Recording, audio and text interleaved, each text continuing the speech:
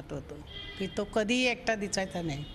म्हणजे तो एखाद्या गजराजासारखा आणि त्याच्याभोवती सगळी मित्रमंडळी अशाच्या तो थाटामध्ये नेहमी मला आठवतं. म्हणजे चेहऱ्या ह्याच्या लहानपणची आठवण बघायची असेल तर.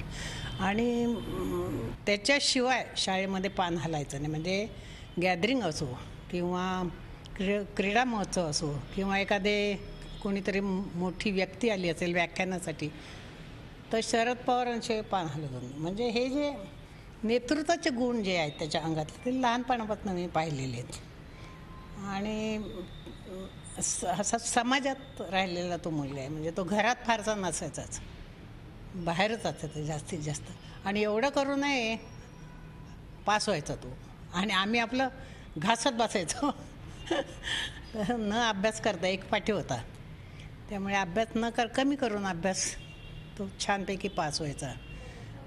आम्हाला खूप आमच्या फॅमिलीला सगळ्यांचा आधारस्तंभ आहे तो. अतिशय अभिमान वाटतो.